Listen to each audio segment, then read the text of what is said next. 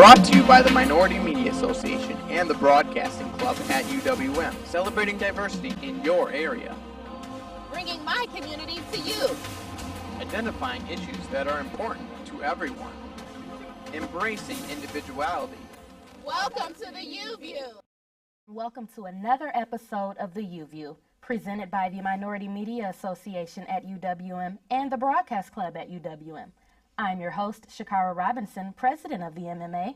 And I'm Mrinal Gokhale of the MMA. On last week's show, we got an exclusive look into the world of blogging. This week, we're going to take a look into the history of African-American journalism in Milwaukee. This week's guest is a pioneer of black media and press in Milwaukee. A UWM graduate, Mikel Holt is an award-winning columnist and has been the associate publisher of the Milwaukee Community Journal for 35 years. The Milwaukee Community Journal is Wisconsin's largest circulated African-American newspaper, and Mikel's work is well known throughout the community. You can also catch Mikel Holt on TV as a panelist on Sunday Insight with Charlie Sykes. I am very pleased to welcome Mikel Holt to the U-View. Welcome to the show, Mikel. Thanks for doing this with us this week. How did you get involved with the Milwaukee Community Journal, and what's its mission? Well, the Community Journal was founded in 1976. We initially operated actually out of a small little apartment. We converted the kitchen into a dark room, and the living room was our layout and production room, and the bedroom was for administration. It was started to fill a void in terms of educating and informing the black community about a lot of issues and providing some leadership. You know, black press has always been affiliated with the civil rights movement, so we were in a unique position to influence what was going on in Milwaukee. Do you believe in the objective model of journalism, or is your newspaper more for community advocacy? Well, I've always believed that all media is biased. What makes the black press unique is that more often than not, it's weekly newspapers. So when we look at issues, unless it happened the day before publication, we're analyzing issues and speaking from a black perspective of how that particular issue influences our community. What's your life story? Were you born and raised here in the city? Well, it's not over yet, but yeah, I was born and raised in Milwaukee. I attended Milwaukee Public Schools. I got my first taste of journalism actually when I was skipping school in the late 60s and was interviewed for a teen section of the Milwaukee Sentinel. I was interviewed by what was at that time the only black reporter for the Milwaukee Sentinel. The Sentinel and Journal were separate at the time. And she invited me down to the newspaper and was able to get me a job as a copy boy. They don't have copy boys anymore, but we used to have teletype machines. We would strip the copy and distribute them to different, sections of the paper. From there, I went into the military for 5 years and served in Vietnam. And after Vietnam, I returned to Milwaukee by accident. I had no intention of coming back here.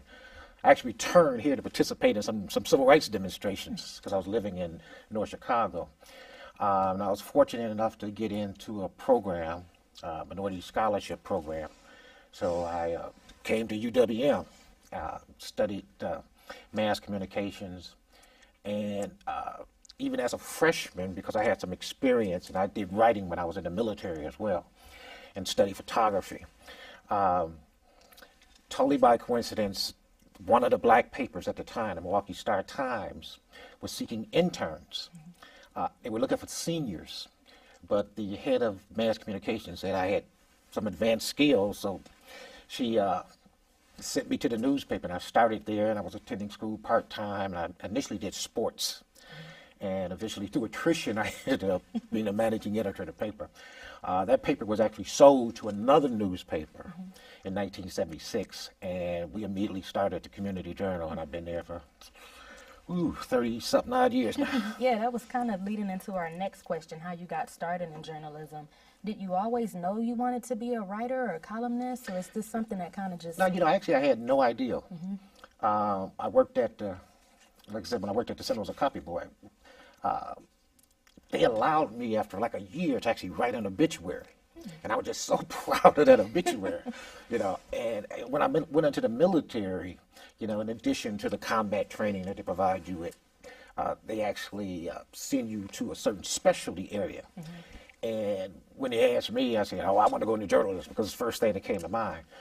And eventually became a non-commissioned officer with that specialty. And the reality is, as strange as it might seem, I have never applied for a job in my life. Wow. Every job has been offered to me somewhat out the blue. As I said, it's the job at the Milwaukee Sentinel, and then when I was in mass communications here, they offered me a job at another black paper, and I just stayed with the media since then. Wow. And what's the hardest thing you've had to overcome to get your voice heard as a journalist? Well, when we first started out, the black community was a lot smaller than it is now. The Community Journal started with a unique distribution package. So we started door-to-door circulation. We started with 20,000 copies, so we've been very successful. But getting the word out to a larger community has always been somewhat of a problem. Actually, when they did some marketing research, we found out that about 20 to 25% of our readers are young white college students and progressive folks. Wow. And then over the years, I got into radio and then eventually television, which gave me actually a larger platform, and I was able to redirect people back to the newspaper. So, we've grown and sustained ourselves even as other papers have fallen by the wayside over the years. What sort of impact do you think the Community Journal has had on local media? Well, I'll give you one example. In the late 80s, we were the only newspaper to advocate for the parental choice program. Every newspaper in town was opposed to it. The Democratic Party was opposed to it. Even the NAACP was opposed to it and ultimately sued. But we pushed that issue, and I worked as like a lieutenant in State Representative Polly Williams, offered the bills in her army.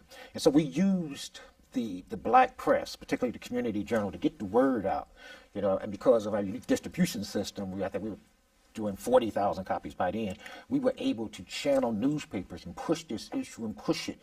And I think of all of these, because I looked at school choice as a civil rights issue, of all of the issues that have really generated grassroots support, I think school choice epitomized that, because it started with a small group of black parents. And we had opposition from every conceivable corner. I'm talking about the Journal at the time opposed it, the Sentinel opposed it, state Democrats opposed it, some civil rights organizations opposed it. But we had this growing army of black parents that we used the Community Journal as a vehicle to get information out to the people about the importance of this program and what it would do for our kids. And we were successful. That's amazing. Do you think black newspapers are still relevant? I think they're more relevant than ever. The general media, and I'll give you one example. Recently, Milwaukee is a majority city right now. The largest minority group are African Americans and Hispanics, and combined we represent over 70% of the city's population. And we have some excellent Hispanic newspapers in Milwaukee as well. But several months ago, the Journal Sentinel, which has won national awards for a series on infant mortality, black infant mortality, they approached us and asked, would we be willing to run their series in our paper because they could not get the information filtered down to the black community. So, when the largest paper acknowledges that you're key to getting information out, that says a lot. Yeah. Do you think Milwaukee media outlets are doing enough to cater to minority issues? Well, Milwaukee is very, very unique. We now have a population of under 600,000, and yet there are 3 Hispanic and 3 African American newspapers. You won't even find that in New York or Los Angeles. And because we specialize in target a specific market, then we are able to actually have an impact. I don't think the broader media, whether it's newspaper or television, really caters to any specific audience. They're trying to scattergun, and shoot for a broader audience. And as a result of that, I think these minority papers, I don't think in 10 years there will be 6 minority newspapers in Milwaukee, because the economy is really bad. But at this particular point, we're needed more than any other time, because we have to get the ulterior motive out there about some of these issues. And that definitely says a lot with the Journal Sentinel coming to the Community Journal, to get certain issues out. Have you faced any backlash for controversial issues? Well, I've been blackballed a lot of times. I don't pull any strings with my column, which is called signifying. For example, when I worked on the school choice movement, we had unions which were opposed to it that called for boycotts of businesses that advertised in our paper. Wow. I mean, I was like standing out there and getting shot from all of these different directions. You know, even to this day, it seems like no matter what I say, somebody's going to be mad. You know, I criticized the mayor recently on television and in the newspaper for not addressing strongly enough or having the vision to deal with the black unemployment rate. And the black male unemployment rate in Milwaukee is 55.8%. That's the highest in the country. We have the 4th highest poverty rate in the country, one of the highest black high school dropout rates. And our kids have the lowest proficiency scores in reading and math for 4th and 8th graders in the United States. So if you're going to address those issues as I try to do, you know, somebody has to be criticized because there's people put in office or people in paid positions to deal and address these issues, and they're not dealing with it. Somebody has to say something. Right.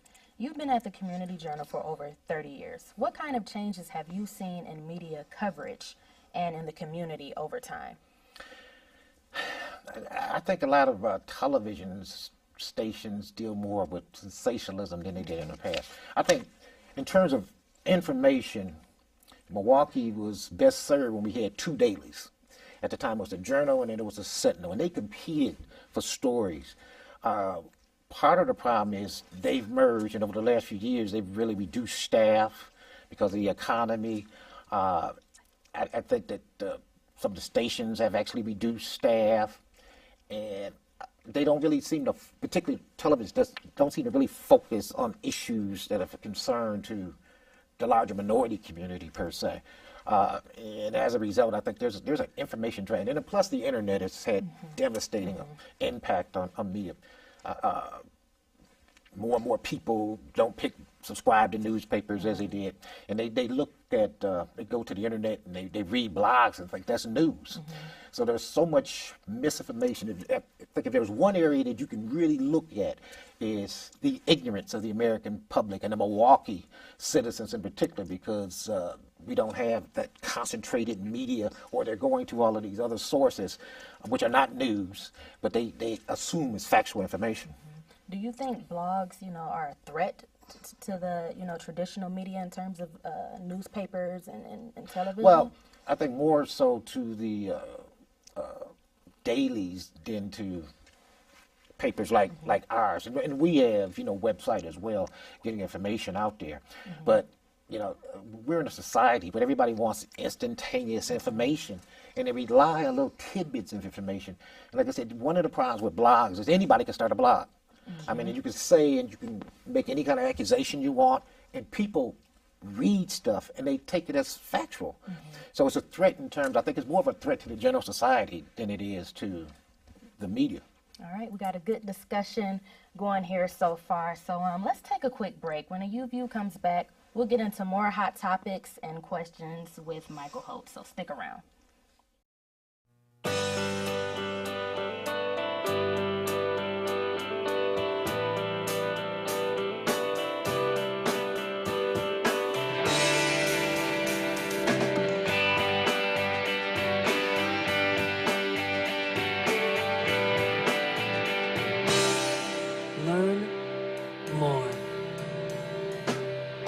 University of Wisconsin-Milwaukee. Visit uwm.edu for information.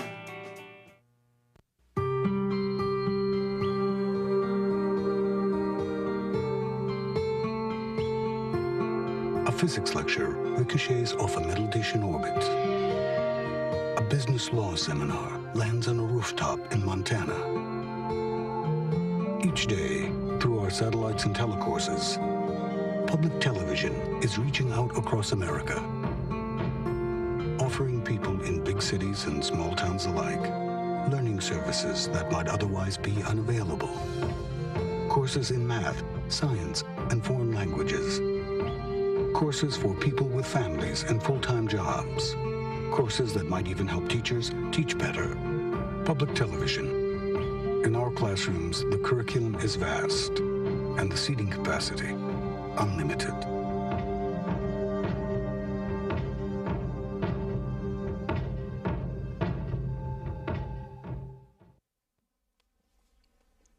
Welcome back to the U-View. Today we're joined by Mikel Holt, Associate Publisher of the Milwaukee Community Journal. And Michael, just tell us a little bit about the history of the black press in Milwaukee. Well, it dates back to the 50s, actually. We had newspapers, and they more or less fell by the wayside over the years. The oldest black paper in Milwaukee today is the Milwaukee Courier, which was started about 10 years before the Community Journal.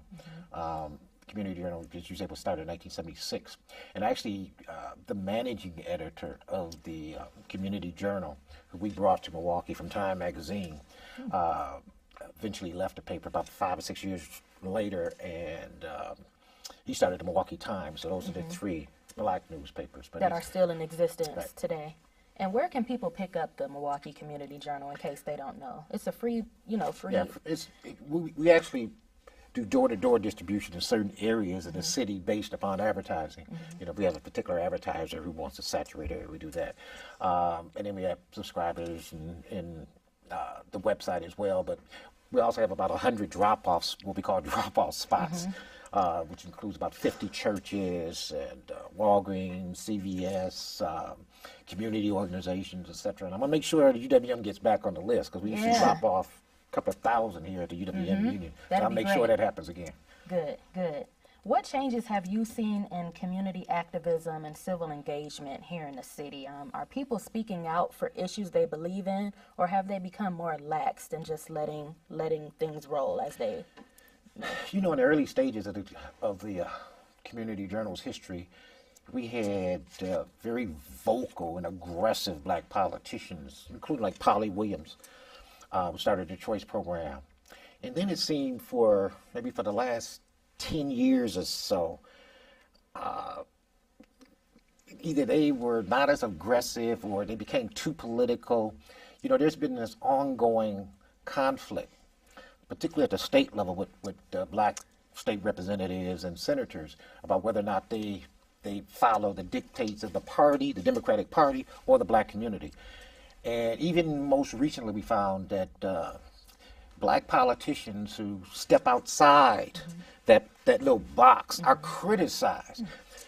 We're in a very, very unique transitional period right now. You're going to see a lot of turnover. And a lot of the young folks who are coming into office right now, they didn't grow up with the civil rights movement, which is part of a problem, a broader problem, etc. But they're more educated, they're more pragmatic, and some of them who I helped get in office are going to be very, very aggressive. There's a big issue going to be brewing very, very soon. You were the first to know about it at the state level because of redistricting, which occurs every 10 years when they reshape the maps and stuff. We're going to see this very, very interesting phenomena where there are 4 white incumbent state representatives who, because of redistricting, are going to move into black districts where there's black representation and challenge them. So it's going to be, this is going to be a very, very hot topic because, I'm always, confronted and face issues from a black nationalistic perspective. Right. So I'm saying, we need this black representation. We've been fighting for 100 years to get this black representation. And can we be served equally by white representatives? Do we need black representatives? And I say we definitely do, because the challenges today, as I said, Milwaukee leads the nation in like 7 negative social indicators. That deals with poverty rate, unemployment, the gap between white, black, academic achievement, etc. down. A national organization has judged Milwaukee to be the worst place, the worst city in the United States for black people. Why do you think that is? Why do you think we see such segregation and such a negative I think the segregation has actually changed. You said, when I was looking at the redistricting maps, for example, one of the districts that they carved out on the south side, which they said would be a Hispanic district, is 20% black. As a child growing up in Milwaukee, I was like 8 years old, and my grandmother lived across the street from a Catholic church where Father Grappi and Val Phillips were rallying the troops and began what they call the open housing market, marches. At that time, black people could not live outside a particular border that was created for them. I think it was Wisconsin Avenue to Burlock. That might sound strange to you, but that's the situation as it was at that particular time. And so they were marching. We marched across the 16th Street Viaduct to push for this open housing ordinance, which was eventually passed. But I think something really very strange happened. I think I put the date at 1976, and that's when we had the school desegregation settlement, which had been in the courts for like 20 years or whatever.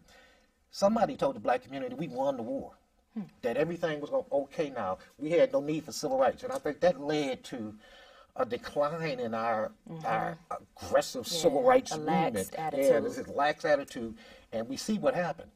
The situation has gotten worse. We're in the worst predicament that we have been since I was born in the city. Wow. And then that says a lot. It also, explains the need for aggressive black press. Representation.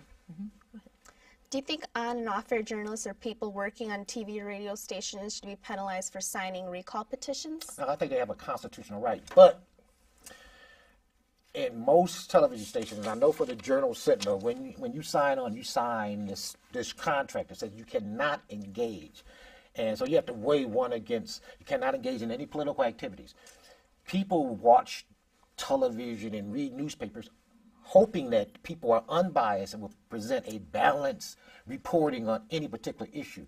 So if you're known to, say, for example, oppose Scott Walker or support the recall, but then you're sitting in front of that camera and you're trying to tell people that I'm going to present a balanced news story, you lose credibility. So you have to really take that in consideration.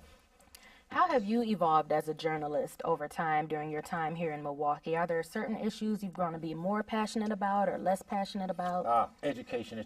Our first newspaper, 1976, September, I wrote the first story, and it was about education. And we were a little bit out the box. Community Journal has always been out the box. We were criticizing the school desegregation program. We said that it didn't address educational problems, and that the system was set up to benefit white students while the burden was shouldered by the black students, and the board had actually closed schools in the central city to force the black students to be bussed out.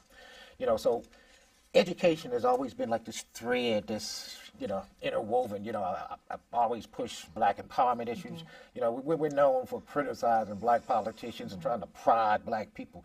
But I think of all the issues that we've confronted or advocated for over the years, education maybe it was a problem, 36 years ago, and it's still a problem today, and it's what we will continue pushing for. And it's clear you're very passionate about school choice issues. Why is that? Well, school choice is about black empowerment. We looked at the time, and I should throw this out, when we first started the black community started talking about school choice, the idea was introduced to us by the superintendent of Milwaukee Public Schools. There are those who try to say that this is some Republican right-wing initiative. It was a small core group of black parents and school administrators who met initially with the superintendent of public schools who wanted to advance the program. Eventually, we went through loops, hoops, and all this kind of stuff. But what it does is it empowers parents to make choices about their children. Who is best situated to make those choices? Also, because now low-income families can have their children leave the public school system or go to a private schools. That gives us power over the Milwaukee Public Schools because they've made a lot of fundamental changes to address the school choice program. They know they're losing kids, so they started making some fundamental changes. They haven't reached that point yet. And I'm not saying that all of the private schools involved in the choice program are good schools. I'm on the board of Mesmer High School. So I know what it does. Mesmer has the highest black graduation rate in the city and the highest percentage of black kids who go on to college in the state of Wisconsin. So we wanted to offer to parents the opportunity to do the same thing President Obama is doing. He sends his two daughters to a private school. Why does he send his kids to public school? He knows there's some problems there, and he also knows that he is entrusted to send his kids to institutions which would best serve them. And that's all we really wanted for low-income parents. Talk about your history and work with Malik Communications. Well, Malik Communications is my public relations firm. Started in 1984. And I was working with people, and over the years, I've just taken contracts. I specialize in the minority media market, so that's kind of like put me in a unique position. But I've done work for the Medical College of Wisconsin and Department of Transportation. A lot of it involves diversity training and open up the doors of opportunities and outreach programs. One of my pet peeves is I've been able to work with Wisconsin Donor Network.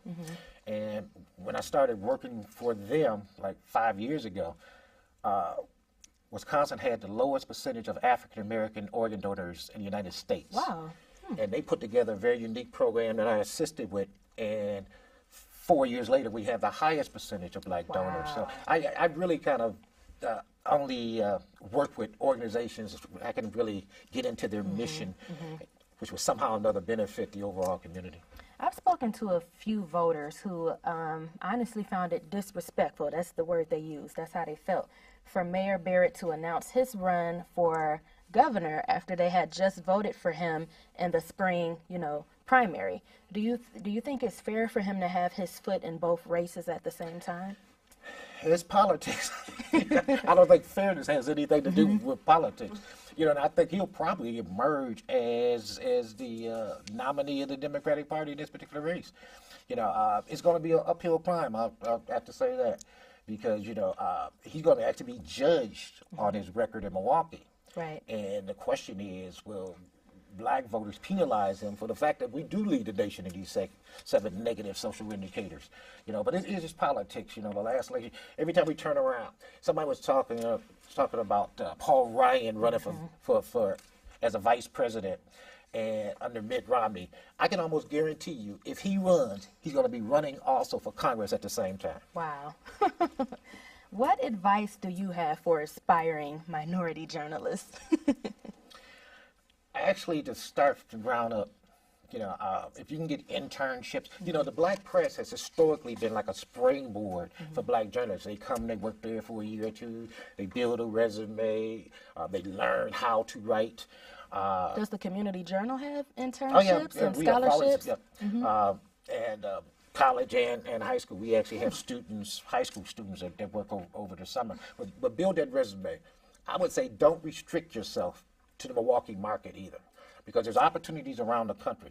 Get involved with some organizations like the National Association of Black Journalists, etc. Use some of the social media like LinkedIn programs so you can look at different jobs, because to your benefit is that diversity is a catchword now for the media in general. So they always have to have faces that look like your emblem. They have to have a diversity of talent, whether it's print or broadcast. Well, we are all out of time for this week's show. I'd like to give a special thanks to our host, Mikel Holt. Make sure you pick up a copy of the Milwaukee Community Journal. It's free and informative. I'd also like to give a special thanks to Sean Wiley, Mark Zermonsky, and the Broadcast Club for their support and hard work in putting another great show together. Thanks again for watching, and you can see this show and all of the Broadcast Club shows on Campus Station 3. I'm your host, Shakara Robinson. And I'm Mrinal Gokhale. Thanks for watching the U-View.